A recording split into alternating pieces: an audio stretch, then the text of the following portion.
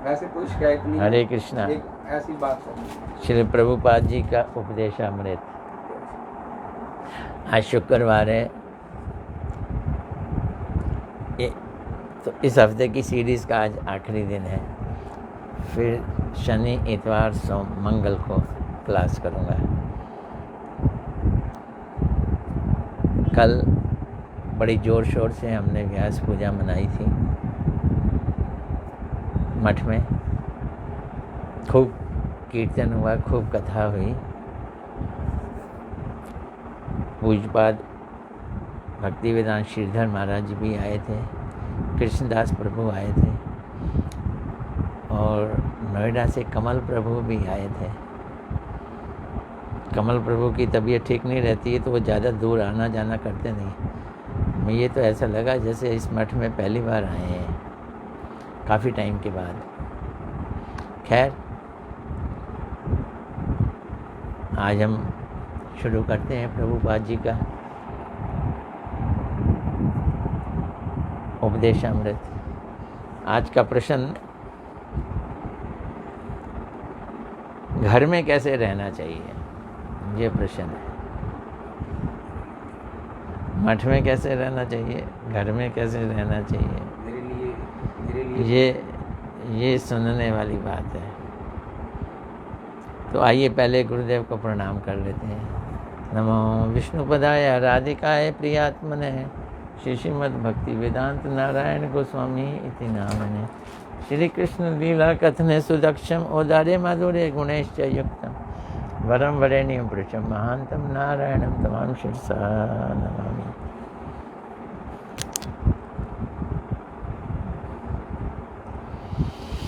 तो प्रभुपाद जी क्या कह रहे हैं, घर में कैसे रहना चाहिए। परमहंस महापुरुषों के संग से ही गृहस्थ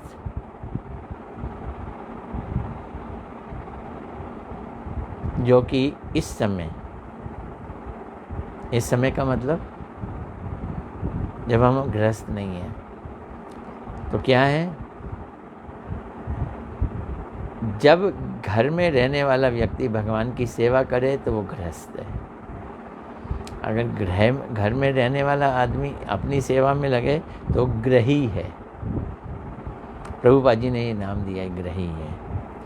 प्रभुपाद जी क्या कहते हैं, गृह रूप अंधकूप में गिरने की योग्यता नष्ट हो जाती है तथा ऐसे मुक्त महापुरुषों के संग के फल से ही परमार्थिक ग्रस्त होने की योग्यता भी प्राप्त होती है। क्या मतलब है, प्रभुपाद जी कहना चाहते हैं कि गृहस्थ अगर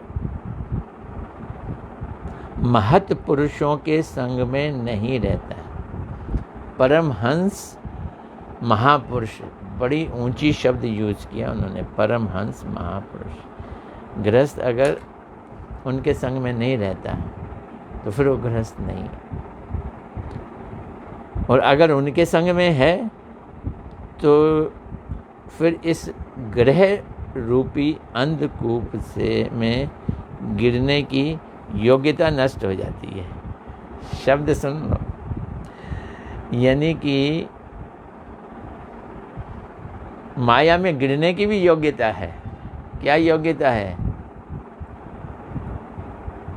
साधु संग ना करना, ये योग्यता है। और अगर हम साधु संग करते हैं तो माया में गिरने की योग्यता समाप्त हो जाएगी, मतलब हम माया में नहीं गिरेंगे, प्रभुपाद जी कह रहे हैं। तथा ऐसे मुक्त महापुरुषों के संग के फल से ही परमार्थिक गृहस्थ होने की योग्यता प्राप्त हो जाती है। फिर हम क्या बन जाएंगे, परमार्थिक गृहस्थ बन जाएंगे। खाली अपनी ज़िंदगी में एक महत् पुरुष को इंक्लूड कर लो, जो अभिन्न भक्त भागवत एवं ग्रंथ भागवत का संग या चर्चा नहीं करते,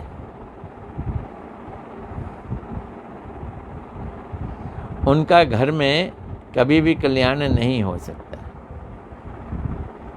तो महत् पुरुष क्या करते हैं, भगवत चर्चा करते हैं, भगवत चर्चा करते हैं और भागवतों का संग करते हैं। जो ये नहीं करते हैं उनके घर में कभी भी कल्याण नहीं हो सकता। भगवान की सेवा करने के लिए ही घर में रहना अच्छा है। घर में क्यों रहा जाए? भगवान की सेवा करने के लिए, क्योंकि ऐसा करने पर भगवान का भजन अच्छी प्रकार होता है। घर में रहो, घर है, भटकना नहीं पड़ेगा, परिवार है, प्रसाद बनेगा, भगवान को भोग लगेगा, फैसिलिटी है। प्रभुपाद जी, श्रील भक्ति सिद्धांत सरस्वती ठाकुर प्रभुपाद इसको कहते हैं सुविधा, फैसिलिटी। अगर घर में साधु संग और भागवत संग किया जाए तो फिर सुविधा ही सुविधा है। किस चीज़ की सुविधा है? फिर भक्ति की सुविधा है।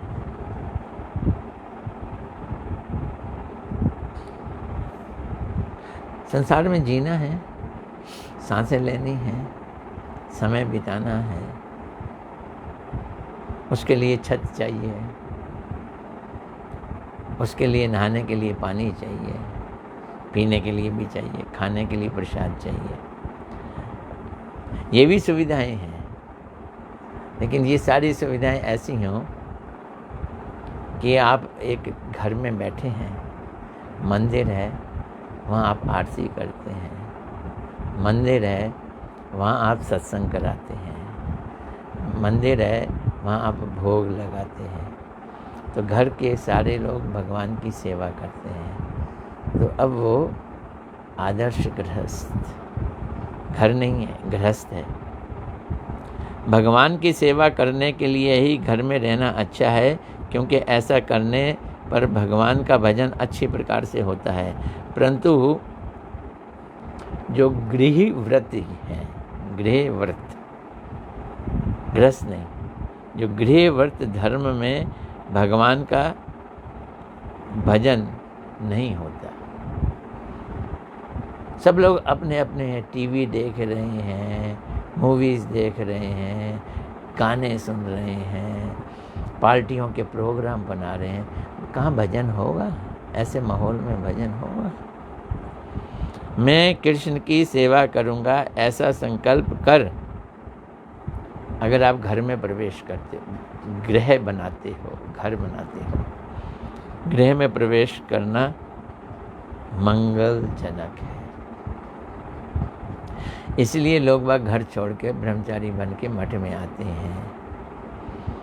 मैंने व्यक्तिगत रूप से देखा है, जब घर में रहते हैं सुबह उठने की लिमिट नहीं रहती है। 5 बजे उठो, 6 बजे उठो, जब नींद खुले उठो, अलार्म हटा दो।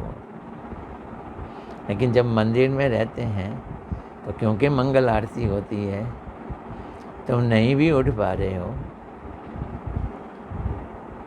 तो मंगल आरती तुम्हें उठा देगी, कीर्तन करताल की आवाज़ें तुम्हें उठा देंगी। और कम से कम अगर अपने मन में हम सिंसियर होंगे तो खुद ही उठ के जाके आरती अटेंड करेंगे। ये फैसिलिटी घर में नहीं होती। घर में ऐसे भी घर हैं, गृहस्थ मैंने देखे हैं, जिनके घर में रोज़ मंगल आरती होती है। सारे घर वाले एक समय पे उठ जाते हैं, नहा धो के तैयार होते हैं, मंगल आरती होती है।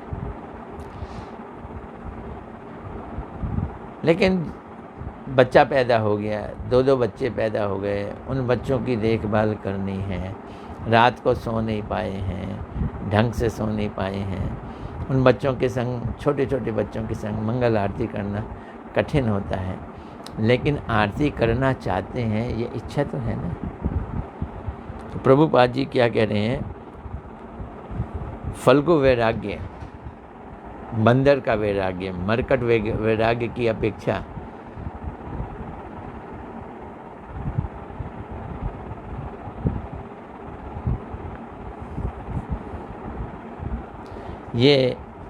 गृहस्थ जीवन ज़्यादा अच्छा है।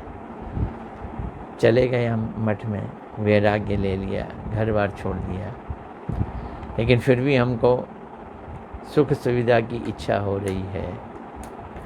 ये वैराग्य कौन सा है? फल्गु वैराग्य है। भगवान के भजन की इच्छा हो रही है, ये मरकट वैराग्य नहीं है। ये क्या है? ये युक्त वैराग्य है। फल्गु वैराग्य से लेश मात्र भी कल्याण संभव नहीं है। यहाँ प्रभुपाद जी गृहस्थियों को घर छोड़कर वैरागी बनने के लिए प्रोत्साहित नहीं कर रहे हैं। बोलते हैं नकली वैरागी लेके अगर हम मठ में आ जाएं तो फिर बात नहीं बनेगी।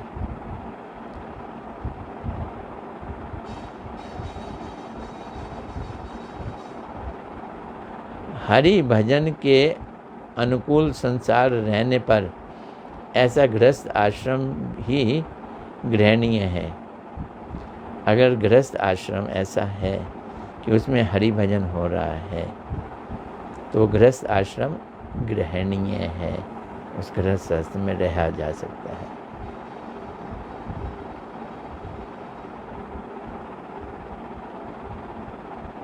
फाल्गु वैराग्य की कसरत दिखलाने के लिए यदि घर हम छोड़ते हैं, प्रभुपाद जी कह रहे हैं ऐसा गृह त्याग कल्याणजनक नहीं है। छोड़ो छोड़ो छोड़ो छोड़ो, घर में क्या करना है, पढ़ाई करने की क्या ज़रूरत है, पैसा कमाने की क्या ज़रूरत है, पैसे की ज़रूरत नहीं है, चलो आ जाओ मठ में रहो। फिर मठ में रह के क्या करेंगे? मठ में रह के फिर वही पॉलिटिक्स, लड़ाई झगड़े, सेवा के नाम पर अपनी धौंस जमाना, वो भी नहीं। ये नकली वैराग्य है। भगवान के भक्तों के संग के फल से ही गृहव्रत धर्म नष्ट हो जाता है। कौन सा धर्म नष्ट हो जाता है? भोगी घर वाला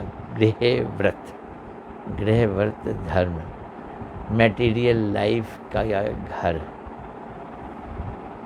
मेटेरियलिस्टिक हाउस, वो क्या हो जाता है? नष्ट हो जाता है। गृहव्रत धर्म नष्ट हो जाता है एक ही काम से, साधु संग से। ऐसा साधु मिले ना तो जो केवल बाह्य जगत की नीति का अवलंबन कर गृह में प्रवेश करते हैं, वे गृहव्रत धर्म में ही निविष्ट हो जाते हैं।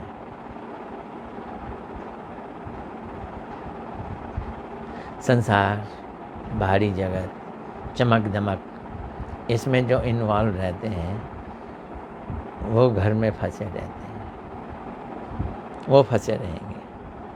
बोलते हैं गृहव्रत धर्म में ही निविष्ट हो जाते हैं, मटेरियल लाइफ में इन्वॉल्व, ग्रॉसली इन्वॉल्व हो जाते हैं। भगवान के भक्तों के लिए जिस प्रकार संन्यास आश्रम ग्रहण करना आवश्यक है,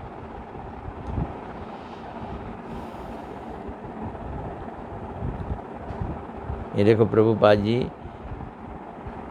जिसे कहते हैं ना, हिंट भी दे रहे हैं, संन्यास लेना भी जरूरी है। किस लिए? भगवान के भक्तों के लिए। उसी प्रकार भगवान के भक्तों के लिए गृहस्थ आश्रम ग्रहण करना भी आवश्यक है। संन्यास लेना आवश्यक है, हाँ आवश्यक है। गृहस्थ में रहना आवश्यक है, हाँ वो भी आवश्यक है। देखो गृहस्थ में पत्नी है, युवा है, बच्चे भी हैं। आसक्ति और मोह का कारण तुम्हारे नाक के नीचे बैठा हुआ है। कामुकता के लिए स्त्री है, प्रेम करने के लिए बच्चे हैं, तुम्हारे कमरे हैं, नौकरी है, पैसा आता है, तो भोग की फैसिलिटीज़ के बीच में भी भोग ना करके भगवान की सेवा करना, तो गृही को गृहस्थ बनाने में, गृहस्थ आश्रम बनाने में ज़्यादा मेहनत लगती है। जो मठ में आ गए हैं वो तो स्त्री का संग बाहर जाके करेंगे, मठ में तो कम से कम नहीं कर सकते ना। लेकिन गृहस्थियों को तो फैसिलिटी है, तो ऐसी फैसिलिटी को त्याग करके भजन करना ये एक कठिन कार्य है। तो जो गृह त्यागी ब्रह्मचारी बनकर, सन्यासी बनकर मठ में रहते हैं और जो गृहस्थ आश्रम का पालन करते हुए घर में रहते हैं, उन दोनों के कार्यों में कोई ज़्यादा फर्क नहीं दिखाई देता। निरंतर अनुकूल कृष्ण अनुशीलन करने के लिए ही गृह प्रवेश करना चाहिए। तो गृहस्थ में पत्नी हो, बच्चे हों, अगर हम ये गृह में प्रवेश कर रहे हैं, प्रवेश करते समय ही माइंड बना लेना चाहिए कि ये हमने अनुकूलन कृष्ण अनुशीलन के लिए करना है, कृष्ण भक्ति के लिए करना है। ये वो कह रहे हैं, निरंतर अनुकूल कृष्ण अनुशीलन करने के लिए गृह में प्रवेश करना चाहिए। होता उल्टा है। हम ये सोचते हैं ब्रह्मचारी हों, सन्यासी हों, वो स्त्री संग नहीं कर सकते हैं, वो भोग नहीं कर सकते हैं, मार्केट में जाकर आइसक्रीम नहीं खा सकते हैं, कपड़े लाल हैं अच्छा नहीं लगता, दुकानों में जाके आइसक्रीम खाना। गृहस्थ में कंसेशन मिल जाता है, बच्चों के संग गए रेस्टोरेंट में खाना खा लिया। इस भाव से हम घर में गृहस्थ में प्रवेश कर रहे हैं तो पतन हो जाए। हमें इस भाव से घुसना है कि जैसे मठ के ब्रह्मचारी सन्यासी भगवान की भजन करने के लिए मठ में गए हैं, हम भी इसलिए घर बना रहे हैं ताकि हम भगवान की सेवा कर सकें। इंटेंट, हमारी चाहत, इंटेंशन, संकल्प भगवान की सेवा का होना चाहिए, तभी गृहस्थ होंगे हम। परमार्थिक गृहस्थ व्यक्ति को असत्संग एवं प्रजल्प आदि, अब देखो ये भी है, प्रजल्प भी नहीं करना। प्रजल्प क्या है? अब हम गृहस्थ में हैं, चाचा आ गए, ताऊ आ गए, वो लोग आ गए, रिश्तेदार आ गए, घरों की चर्चाएं चल रही हैं, घरों की समस्याओं की चर्चा चल रही है, ये सब ग्रामीण कथा है। तो बोलते हैं प्रजल्प हैं। असत्संग एवं प्रजल्प आदि से सर्वदा दूर रहना चाहिए गृहस्थ को। ये बड़े कठिन कार्य है। यानी ये ऐसा कहा जा रहा है स्विमिंग पूल में स्विम करो और गीले मत होना, ये बड़ा मुश्किल कार्य है। गृहस्थ को उत्साह, निश्चय, धैर्य और श्रवण कीर्तन आदि भक्ति के अंगों का आदर पूर्वक पालन करना चाहिए। तो ये तो भक्तों के लिए भी उपदेशामृत का सार है। क्या क्या चाहिए हमको? असत्संग का त्याग चाहिए, उत्साह चाहिए, कृष्ण ज़रूर मिलेंगे ये विश्वास, ये उत्साह देता है। और निश्चय, मैंने प्राप्त करके ही छोड़ना है, निश्चय। और धैर्य, टाइम लग रहा है कोई बात नहीं, हो सकता है एक जन्म से ज़्यादा लग जाए। और श्रवण कीर्तन आदि भक्ति के अंगों का आदर पूर्वक पालन करना चाहिए। गृहस्थ भक्तों के लिए हरि गुरु वैष्णव सेवा, वही बार बार कह रहे हैं। अब यहाँ गुरु भी डाल दिया, हरि को भी डाल दिया, वैष्णवों को भी डाल दिया। हरि गुरु वैष्णव सेवा और नाम संकीर्तन, साधु संग, हरि कथा श्रवण अति आवश्यक है। अब नौकरी करें या साधु संग करें, ये एक बड़ी दिक्कत हो जाती है। और अगर गृहस्थ ऐसा है कि पत्नी भी नौकरी करती है, पति भी नौकरी करता है, बड़ी मुश्किल हो जाती है, तो मुश्किल हो जाती है। फिर एक छुट्टी का दिन होता है, संडे वाला दिन, उसी दिन हम लोग मंदिर जा सकते हैं गृहस्थ, क्योंकि और कोई उपाय नहीं है, टाइम ही नहीं होता।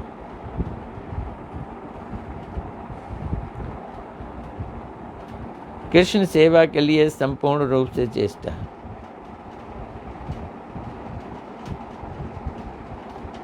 गृहस्थ को उत्साह निश्चय धैर्य। हाँ, गृहस्थ भक्तों के लिए हरि गुरु वैष्णव सेवा, हरि नाम संकीर्तन, साधु संग, हरि कथा श्रवण अति आवश्यक है। कृष्ण सेवा के लिए संपूर्ण रूप में चेष्टा करने पर ही कल्याण होगा। प्रभुपाद जी एक शब्दों को खींच के लाते, संपूर्ण रूप से सेवा, ये नहीं कैजुअल सेवा कर डाली।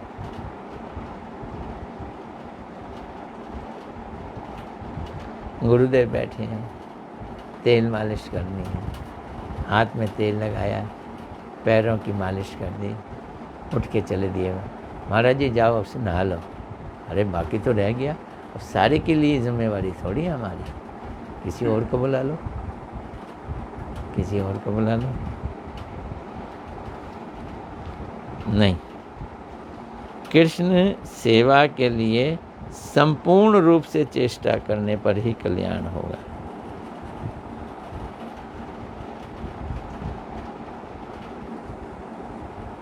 अगला प्रश्न है, ये हो गया गृहस्थ में कैसे रहना चाहिए। अगला प्रश्न क्या है, प्रेमी भक्त कब हंसते हैं और कब रोते हैं। ये बड़ा डीप क्वेश्चन है, ये डीप। प्रेमी भक्त कब हंसते हैं कब रोते हैं। जब भगवान दिख जाएं तो हंसते हैं, जब भगवान नहीं दिखें तो रोते हैं। जब गुरु दिख जाएं तो हंसते हैं, नहीं दिखें तो रोते हैं। ये मैं जवाब दे रहा हूँ, प्रभुपाद जी का तो उत्तर पढ़ना है अभी। प्रभुपाद जी क्या कह रहे हैं।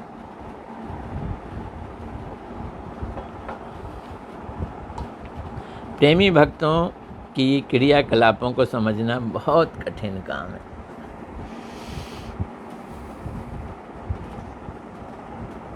यहाँ उच्च कोटि के प्रेमी भक्तों की बात कही है, कनिष्ठ, मध्यम और उत्तम।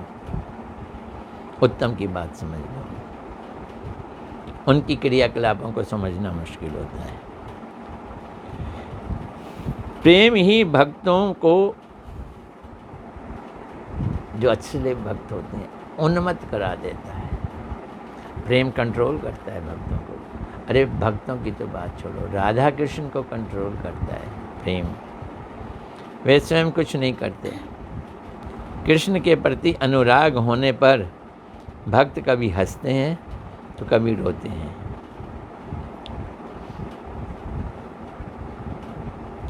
तो ये हंसना रोना किस लिए? कृष्ण के प्रति अनुराग। संसारिक समस्याओं के कारण हंसते रोते नहीं, कृष्ण के प्रति अनुराग। भक्त तब हंसते हैं जब वे विश्वपूर्ण सुखायते, अर्थात जब वे सारे जगत को कृष्ण में देखते हैं। सब जगह कृष्ण दिखाई दे रहे हैं, हंस पड़ेंगे, तब वे आनंद से हंसते हैं। परंतु जब जगत के लोगों को अत्यंत अशांत और दुखी देखते हैं तो उनके दुख में भक्त लोग दुखी होकर रोने लग सकते हैं। और इसीलिए भक्त दुनिया की सेवा, जीवे दया, दूसरों के कष्टों में कष्ट महसूस करना। वैष्णव जनते ने कही है, पीड़ पर आई जाने रे। संसारिक लोग उनसे क्या कहेंगे या क्या कह रहे हैं, भक्त लोग इस पे ध्यान नहीं देते।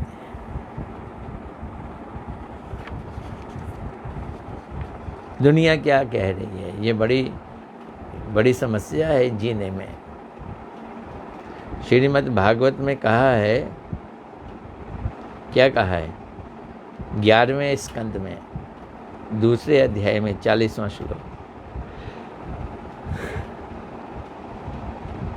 प्रेम लक्षणा भक्ति योग से भगवत सेवा व्रतधारी साधु पुरुषों के हृदय में एकांत प्रिय श्री भगवान के नाम संकीर्तन से अनुराग एवं प्रेम का अंकुर उग आता है। प्रेम का अंकुर आता है पहले, उसका चित्त द्रवित हो जाता है।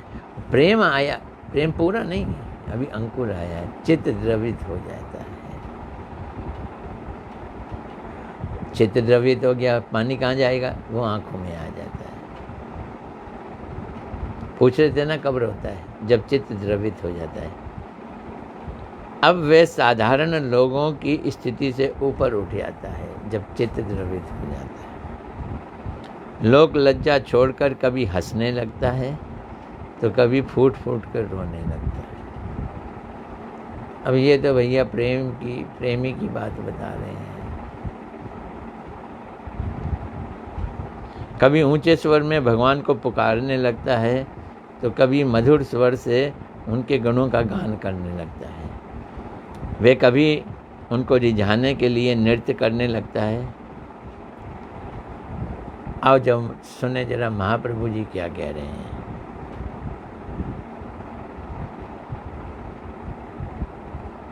अपने गुरु को बोल रहे हैं। कौन बोल रहे हैं? महाप्रभु। कीवा मंत्र दिला गोसाई, हे गोसाई आपने कौन सा मंत्र दे दिया मुझको? कीवा तार बल, कितना बलशाली मंत्र है ये, बाप रे बाप। महाप्रभु जी कह रहे हैं, जपीते जपीते मंत्र करी ले पागल, मैं जपता हूँ पागल हो गया। जपीते जपीते मंत्र करी ले पागल। महाप्रभु जी कह रहे हैं, अपने गुरुदेव को कह रहे हैं। और हम क्या कहते हैं गुरुदेव को? गुरुदेव इतने सालों से तो नाम जाप कर रहे हैं, अभी तक कुछ हुआ ही नहीं। और महाप्रभु जी क्या कह रहे हैं? अरे गोसाई कैसा मंत्र दे दिया, इसको जपने से मैं पागल हो गया। जपीते जपीते मंत्र करी ले पागल, हंसाए नचाए मोर करावे करंदन, हंसाता है नचाता है, मुझे रुलाता भी है ये मंत्र का जाप। एता श्री गुरु मोरे खलील वचन बलील वचन। ये सुन के मेरी बात को गुरु क्या बोलते हैं? गुरु ने क्या जवाब दिया? कृष्ण नाम महामंत्र ऐत स्वभाव। अरे भाई, कृष्ण नाम महामंत्र का यही स्वभाव है। हरे कृष्ण कृष्ण कृष्ण हरे हरे, हरे राम राम राम हरे हरे। ये स्वभाव है इसका। क्या स्वभाव है? कृष्ण नाम महामंत्रेर, मंत्रेर मंत्र का, ये बंगला है ना, मंत्रेर मंत्र का। ऐ तो स्वभाव, ये स्वभाव है। जय जपे तार कृष्ण उपजय भाव। जो जपता है उसके हृदय में कृष्ण के लिए भाव पैदा हो जाता है। जय तप जपे तार कृष्ण उपजय भाव। कृष्ण ने एक की मात्रा लगी ना, कृष्ण के लिए क्या है? भाव पैदा होता है। कृष्ण नाम में फल प्रेमा सर्वशास्त्र कहे, भागे सही प्रेमा तोमाए करी ले उदय। कृष्ण नाम में फल, कृष्ण नाम के फल, क्या फल है? प्रेमा सर्वशास्त्र कहे, प्रेम भक्ति पैदा हो जाती है। कृष्ण नाम के जपने से प्रेम की भक्ति, प्रेम पैदा होता है। भाग्य से ही प्रेमा तुम्हारे करी ले उदय। बड़े भाग्य से तुम्हारे अंदर वो प्रेम पैदा हो गया है। आहा, क्या बात है। गुरु कह रहे हैं अपने शिष्य, किस शिष्य को? चैतन्य महाप्रभु को। प्रेमार स्वभावे करे चित्त तनु क्षोभ। ये प्रेम का स्वभाव है, ये चित्त को क्षोभित करता है। और चित्त क्षोभित होता है तो तनु, शरीर में भी क्षोभ आ जाता है, डिस्टर्बेंस। क्षोभ। प्रेमार स्वभावे करे चित्त तनु क्षोभ, चित्त को और शरीर को क्षोभ करता है। कृष्णेर चरण प्रत्यय उपजय लोभ, कृष्ण के चरण प्राप्त है, कृष्ण के चरणों को प्राप्त करने के लिए लोभ पैदा हो जाता है। प्रेमार स्वभावे भक्त हासे कांदी गाय, और ये प्रेम का स्वभाव है कि भक्त हासे कांदे गाय, हंसता है, कांदे मैंने रोता है, गाय मैंने गाता है, ये 3 चीजें करता है। उन्मत्त हैया नाचे इति उति धाय, और उन्मत्त होकर नाचता है, इधर उधर जाता है, भागता है, दौड़ता है। तो प्रेमी भक्त कब हंसते हैं, कब रोते हैं? भक्ति आ जाए ना, प्रेम आ जाए तो वो अपने आप होता है, प्रेम नचाता है उसको। आज हम यहीं तक करेंगे, 2 प्रश्न हो गए आज।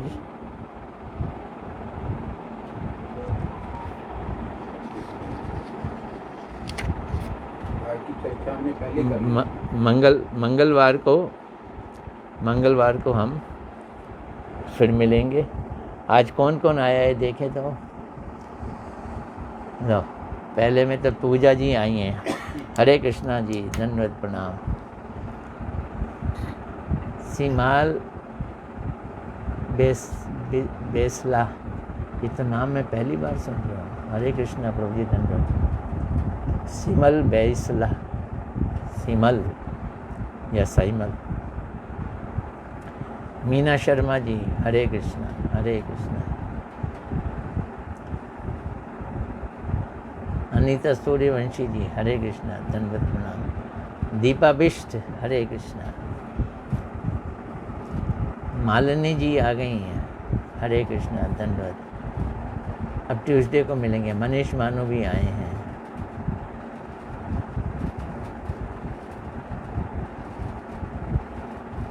अंशिता दुग्गल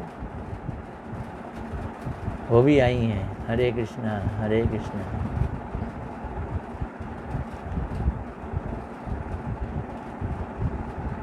आज अंशिता दुग्गल का नाम भाग रहा है, वो आई तो हैं। हरे कृष्णा, धन्यवाद, प्रणाम।